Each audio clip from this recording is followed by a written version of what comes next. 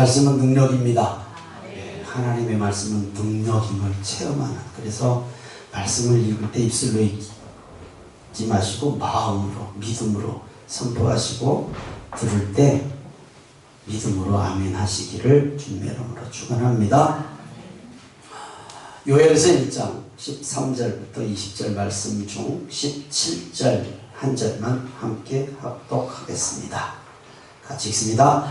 씨가 흙덩이 아래에서 썩어졌고 창고가 비었고 곡간이 무너졌으니 이는 곡식이 시들었음이로다. 이는 살아계신 하나님의 말씀입니다.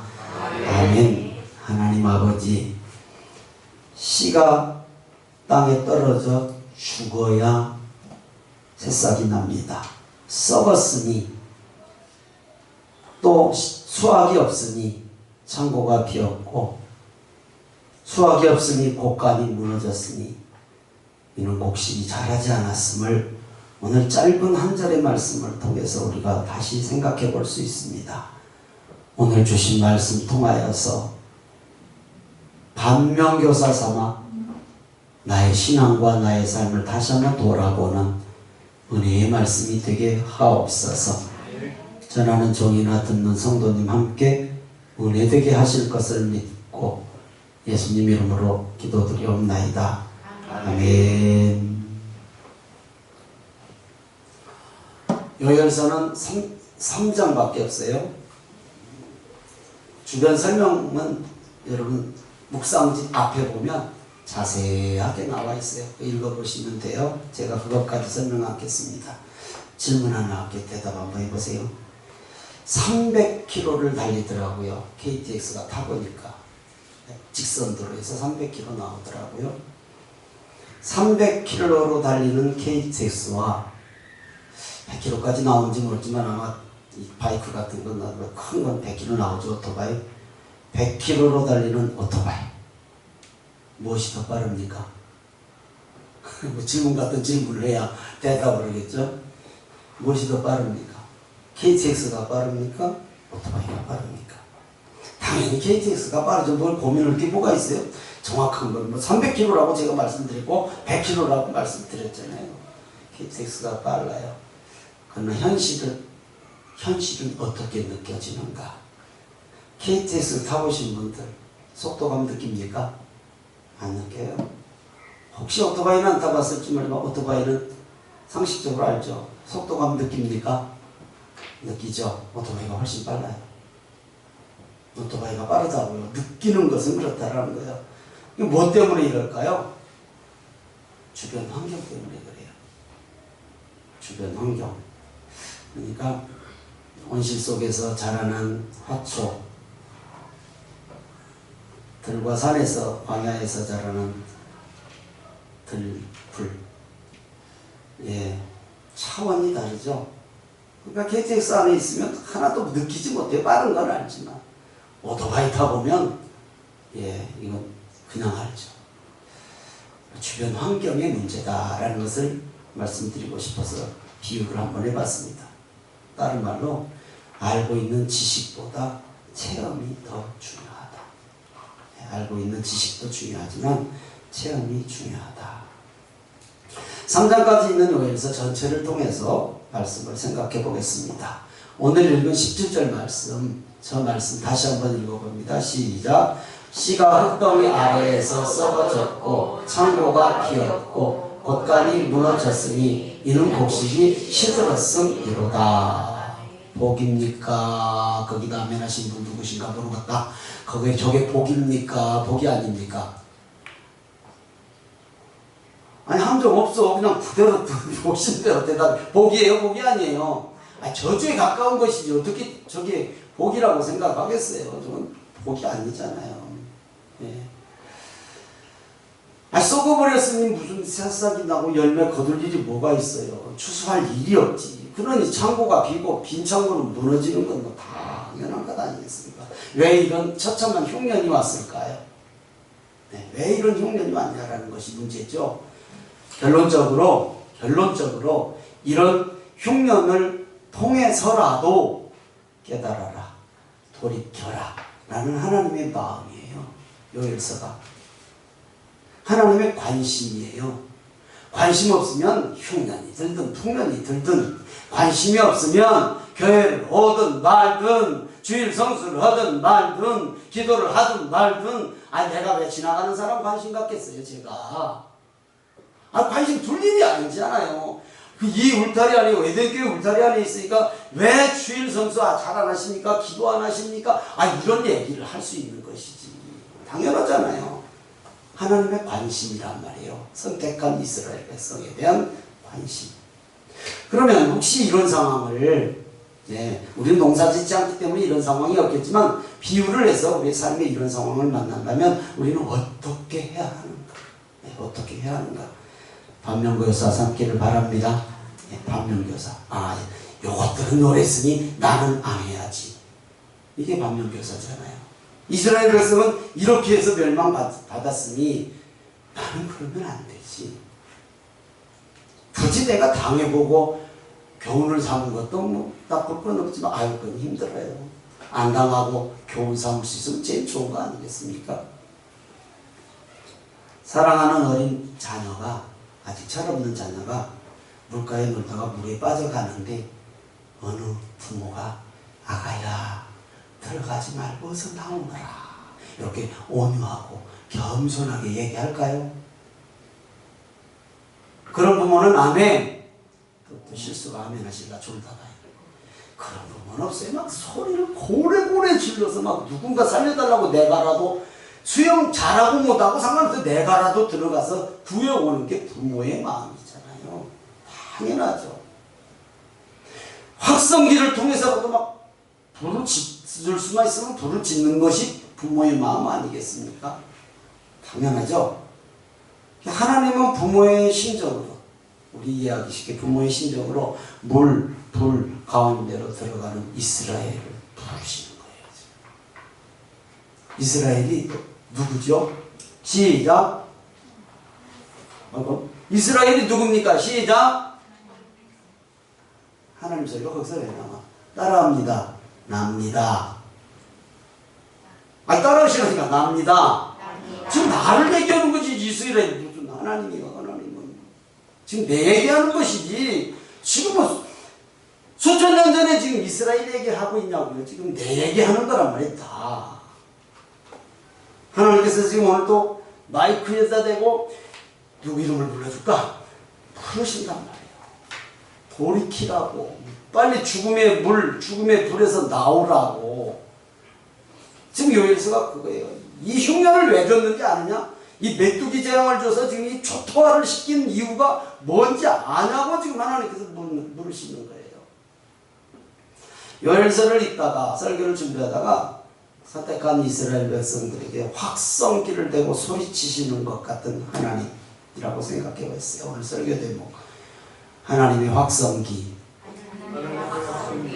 확성기는 안 들었어도 크게 얘기해봐요. 하나님의 확성기. 하나님의 확성기. 크게 얘기하시는 거예요.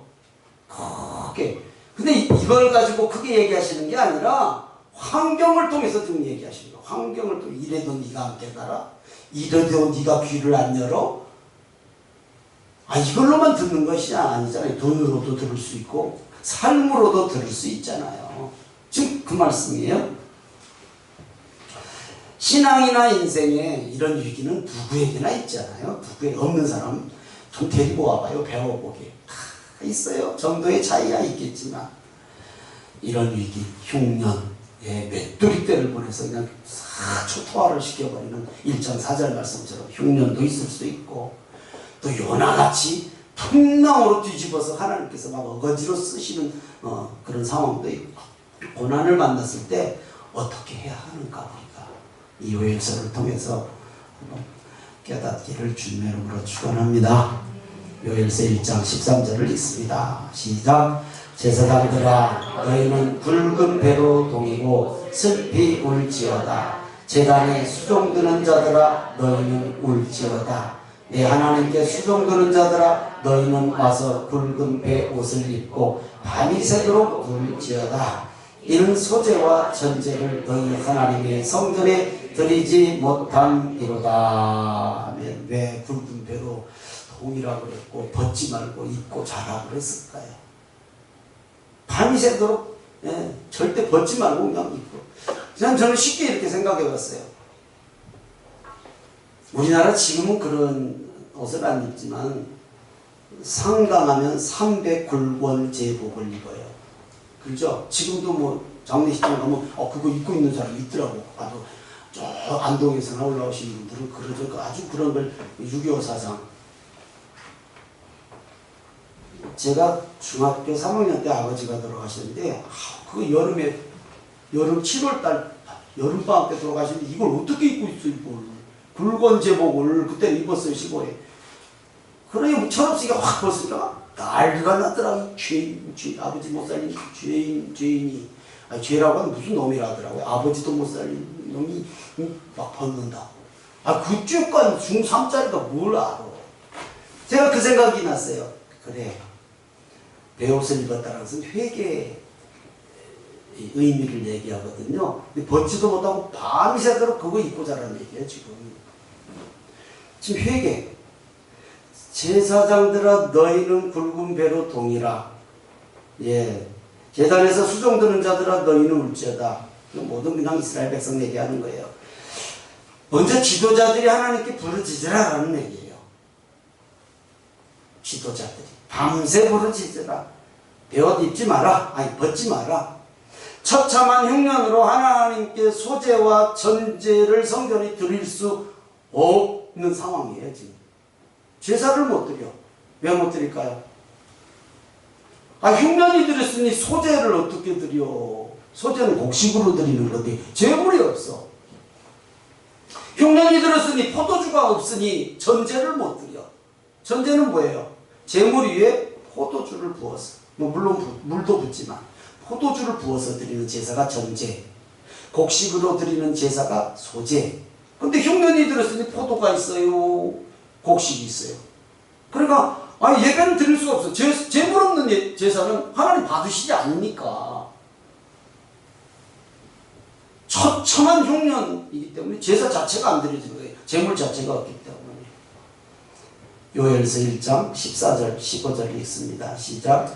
너희는 금식일을 정하고 성회를 소집하여 장로들과 이 땅의 모든 주민들을 너희 하나님 여호와의 성전으로 모으고 여호와께 부르짖을지어다. 슬프다 그날이여. 여호와의 날이 가까웠나니 곧 멸망같이 전능자에게로서부터 이르리로다. 어디서부터 이룬다고요? 하나님에게서. 그러니까 지금 이 흉년의 고난이 제사를 드릴 수도 없을 만큼 재물이 없는 이 상황이 하나님으로부터 왔다라는 거예요. 지금 전능자에게로부터 이르리로다. 그러니 금식하고 기도하라라는 거예요. 자, 우리 요즘에는 금식하는 분들이 없어요. 금식은 좀 있는 것 같은데 금식은 없어요. 많이들 안 해요. 예전처럼. 예. 금식일을 정하여 모이라고 하는 것.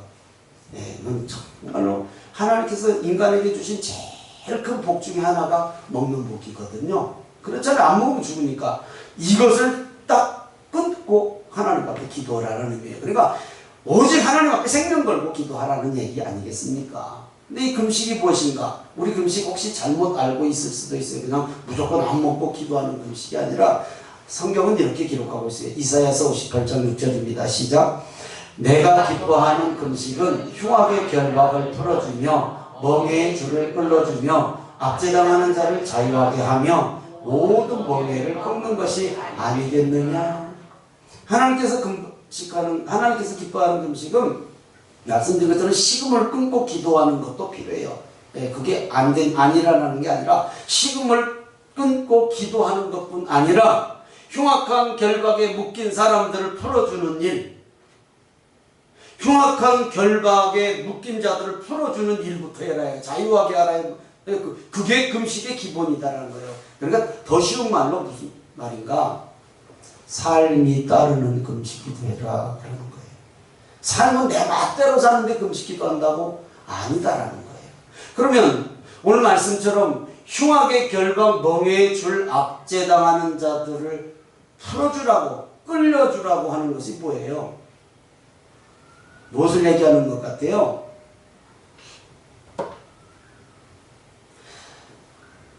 영이 중요합니까? 육이 중요합니까? 아이 참, 영이 중요합니까? 육이 중요합니까? 엄청나? 이따 안 물어봐. 어떤 사람은 육이 중요할 수 있고 어떤 사람은 영이 중요할 수 있고 둘 다 중요해요. 그렇죠? 둘 다 중요하는데 정말로 하나님의 나라 천국을 가는 것은 육이 갑니까? 영이 갑니까? 네. 그러면 우리가 큰 어떤 결박, 압박, 압제에서 풀어주는 건 육신의 문제를 풀어주는 게 큽니까? 영의 문제를 풀어주는 게 큽니까? 누구야? 육신이라고 하는 건 영이죠. 영. 그럼 영의 압박을 풀어주고 흉악한 영의 결박을 풀어주는 일은 무엇만 가능합니까? 네?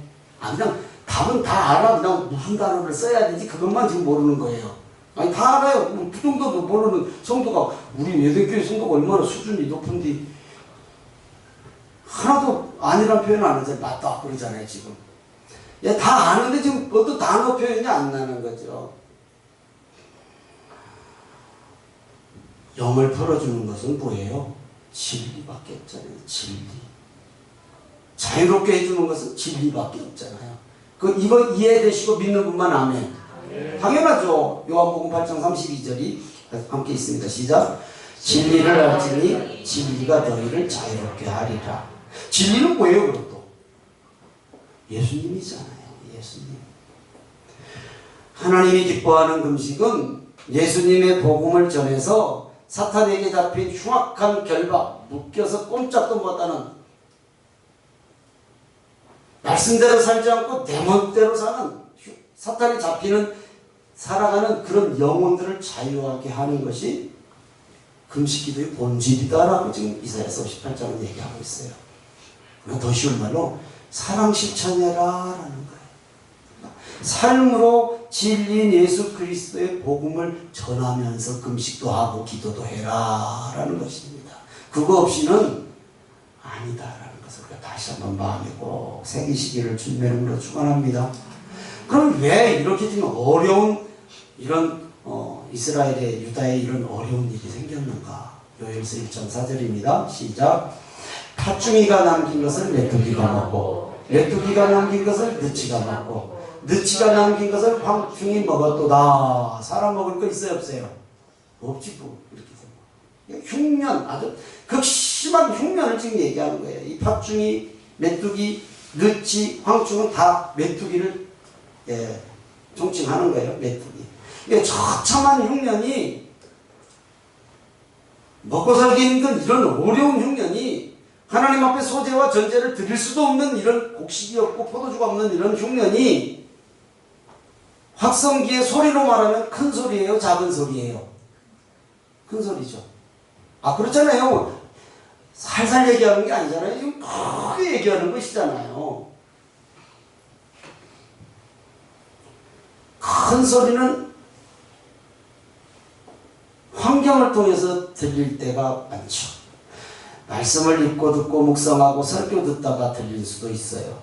그러나 환경을 통해서 말씀하실 때 왜 환경을 통해서 말씀하시냐라는 거예요. 말로 하면 좋은 말로 하면 안 들으니까. 좋은 말로 할 때는 안 듣거든. 굳이 엎어치기, 베어치기, 굳이 이런 흉년을 통해서 하나님 앞에 재물도 드릴 수 없을 만큼 처참한 흉년을 통해서 큰 소리로 지금 말씀하시는 거예요. 아무것도 남김이 없는 황폐해진 이런 상황. 이 네 곤충, 즉 메뚜기 재앙 전체가 다 메뚜기를 얘기하는 거예요. 메뚜기, 이것은 이방 족속들을 얘기해요. 실제적으로 이런 흉년도 있었지만, 실제적으로 있었지만 이 의미는 이방 족속들, 하도 하나님이 선지자들 통해서 말씀하셔도 듣지 않으니까 이방 족속들을 통해서 침략하고 괴롭힘 주고 결국 이방 족속들을 통해서 유다가 망하잖아요. 그 얘기를 지금 이렇게 하는 거예요. 지금 요엘서 1장 16절 18절 20절 봅니다. 시작.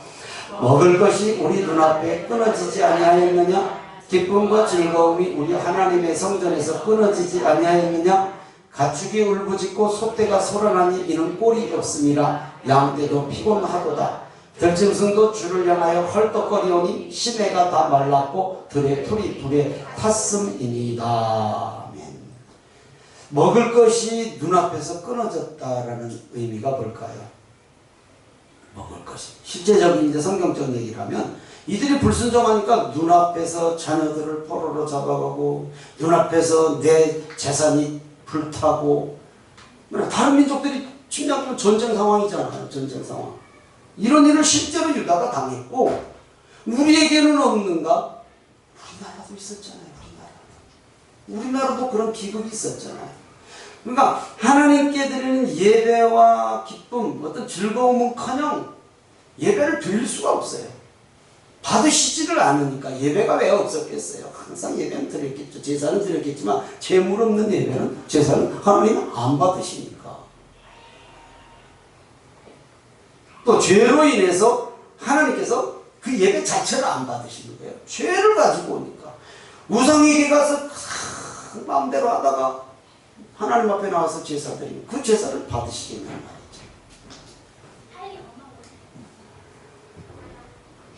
흉년으로 가축들까지 탄식한다. 흉년으로. 그러니 기쁨과 즐거움이 있을 리가 없지요.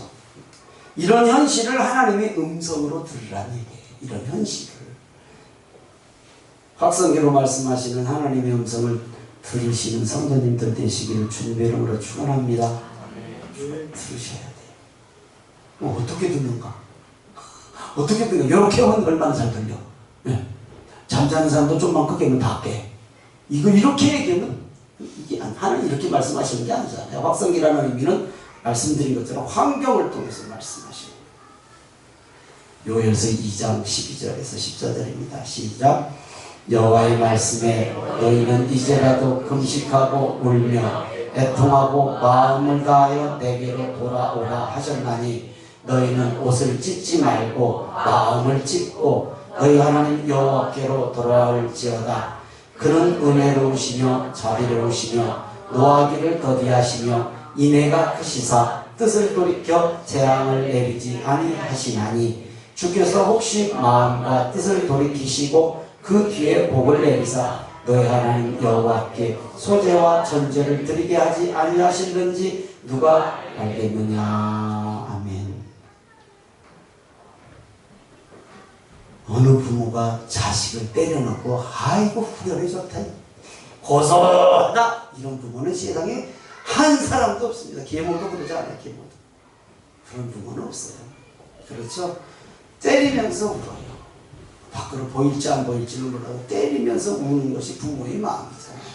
잘못하니까 때리긴 때려야겠고 저걸 바른 길로 인도해야 할 것 같으니까 때리긴 때려야 되는데 때리긴 때리는데 부모도 같이 우는 것이잖아요. 하나님 앞에 마음을 찢어 애통하라고. 마음을 찢어. 근데 우리의 기도는요, 옷만 찢을 때가 있지 않을까 싶어요. 옷만. 사람이 보기에는 막 옷을 찢고 막 하니까 막 기도 잘하는 것 같은데 아니요. 겉으로 보여지는 그런 기도 말고 진짜 내 마음을 찢어서 내 심령을 찢어서 정말 하나님의 마음을 내가 품을 수 있는 그 얘기를 하는 거예요. 지금 겉으로 보여지는 신앙의 모양, 경건의 모양이 아니라 경건의 능력을 얘기하는 거예요.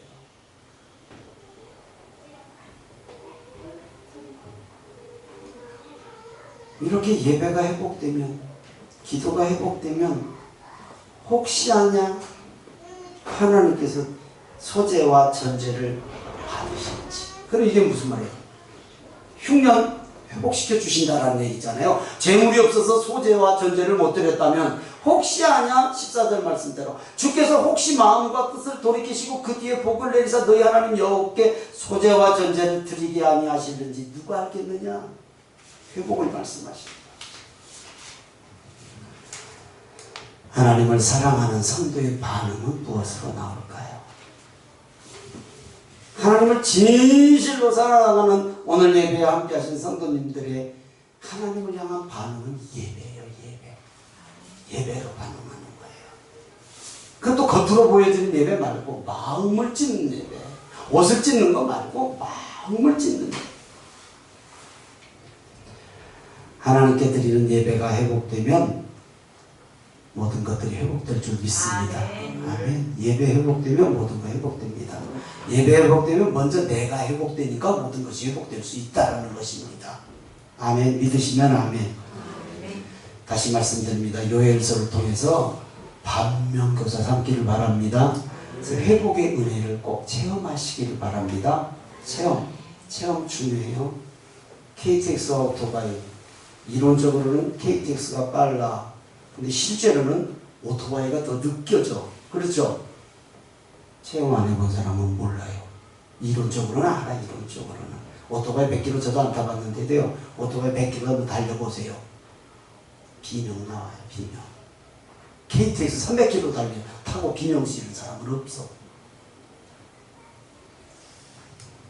반면교사 삼고 하나님의 말씀 따라가면 분명히 회복될 줄 믿습니다. 여러분에게 회복되어야 할 것들이 무엇인가를 잘 생각해 보세요. 요엘서 3장 20절입니다. 시작. 유다는 영원히 있겠고 예루살렘은 대대로 있으리라. 믿으시면 아멘. 회복의 약속이 선포됐어요. 요엘서를 끝나는 3장에 가면 결국 회복시키시는 하나님. 회초리를 듣고 그냥 매몰차게 휘두르는 것 같지만 막 확성기로 큰 소리로 막 돌이키라고 말씀하신 것 같지만 결국은 회복을 위해서 그러셨다라는 거예요. 우리의 신앙과 삶에 적용합니다. 건강에 신경 쓰세요. 하나도 신경 안 써요. 건강에 신경 쓰세요. 건강하다고 들리지 않습니다. 아멘 안 하는 이유가 건강하다라는 거예요. 네, 건강할 때는 신경 잘 들리지 않아요. 가정을 위해서 기도하세요. 신앙생활을 위해 기도하세요. 자녀를 위해서 기도하세요. 무엇보다 기도가 우선입니다. 평상시는 안 들립니다. 평상시는 잘 안 들린다고요. 그런데 더 크게 들릴 때가 있어요. 크게 들릴 때가 있어요. 크게 듣고 싶으신 분만 아멘. 참 쉽게 또 아멘 하셨다. 언제? 죄송합니다. 한편 판것 같아갖고. 근데 실제예요. 언제 크게 들립니까? 시작. 아이, 똘똘히 얘기해요. 시작. 맞아요. 고난의 때. 고난의 때 크게 들려요.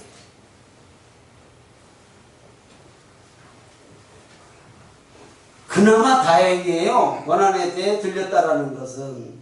이스라엘 백성은 뭐 안 들렸어요. 그것도. 그래 결국 망했단 말이에요. 여러분 복 중에 복이 뭐 여러 가지 복이 있으나 저는요 평안할 때, 건강할 때, 부유할 때 하나님 말씀에 순종하는 것이 복 중에 복이라고 믿습니다. 아멘이죠. 물론 또 하나님께서 우리를 성장시키기 위해서 테스트를 하셔요. 그건 시험 아니잖아요. 시험. 점수 잘 받기 위해서 시험은 봐요. 제가 얼마 전에도 말씀드린 시험에는 우리나라 한국말로는 시험 똑같은 건 두 가지예요. 시험, 학교에서 보는 시험, 테스트. 그래서 잘 보면 성장도 주고 뭐 좋잖아요. 하나는 유혹, 템테이션. 요건 마귀가 주는 거예요. 엎어치기 하려고. 저 갖고 그냥 딱 실족하게 만드는 거예요. 그러니까 고난이 유익하다라는 이유가 그 고난을 통해서 내가 성장하는 기회를 삼으니까 유익한 거지 고난이 좋은 건 아니잖아요. 주님의 마음을 알아갈 수 있도록 민감해질 수 있기 때문에 고난이 유익한 거예요. 그래서 고난의 때에 하나님의 소리가 크게 들릴 수 있는 거예요. 당연히 크게 들리죠. 그래서 고난은 하나님의 확성기라고도 얘기할 수 있어요.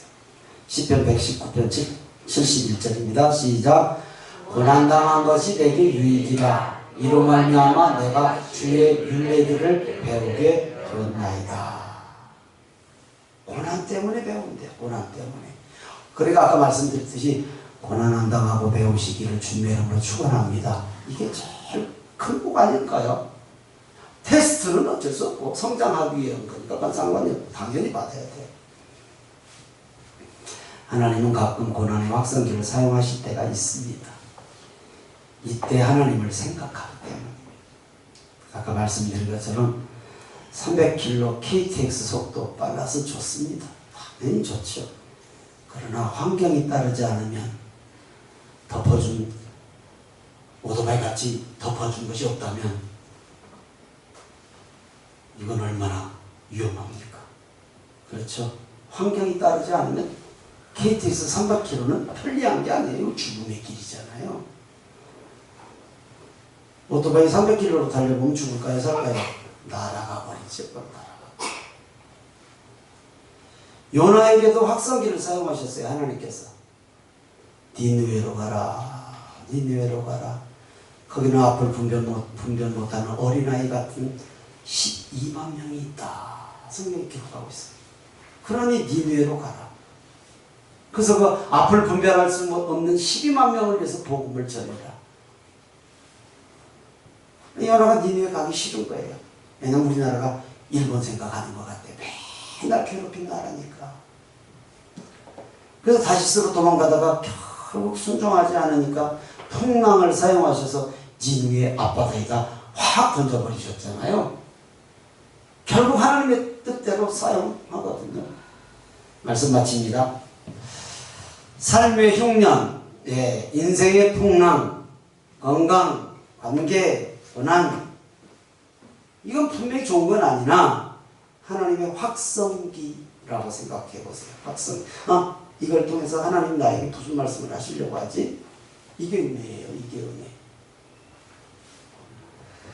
빨리 듣고 깨달아 하나님께 돌이키고 돌아오라는 음성이거든요. 여러분 그렇게 깨닫는 은혜가 있기를 주님의 이름으로 축원합니다. 왜냐하면 하나님께서는 죽을 자가 죽는 것도 기뻐하지 않다 그랬어요. 죽을 자가 당연히 죽어 마땅하는 자가 죽는 것도 하나님은 안 기뻐하신다고 했어요. 그래서 죽을 수밖에 없는 죄인을 위해서 예수님께서 십자가를 치신 것 아닙니까? 당연하잖아요. 에스겔서 18장 32절입니다. 시작. 주 여호와의 말씀이니라. 죽을 자가 죽는 것도 내가 기뻐하지 아니하노니 너희는 스스로 돌이키고 살지니라. 믿으시면 아멘. 하나님은요 우리가 복 못 받는 거, 우리가 어려움 당하는 거 절대 원하시지 않아요. 절대 원하시지 않아요. 복 받고 오직 하나님의 영광을 위해서 잘 사는 우리 성도님들 되시기를 주님의 이름으로 축원합니다. 혹시 여러분의 삶의 인생의 통년, 실수, 흉년, 풍랑, 관계, 건강, 고난 이런 걸 통해서 혹시 하나님의 음성이 들리십니까? 속히 돌이켜 돌아오라는 하나님의 표현입니다. 믿으신 분만 아멘. 그래서 우리들을 갈 길을 보여주시는 거예요. 갈 길을 보여주셨다. 빨리 돌이키라고 하는 하나님의 사랑 고백이잖아요. 당연하죠. 빨리 돌아오라. 이게 하나님의 사랑 고백이라고요. 갈 길을 보여주시는데도 못 오면 안 되잖아요. 하나님이 원하시는 길로 돌아오는 우리 성도님들 되시기를 주님의 이름으로 축원합니다. 찬양하고 기도하겠습니다.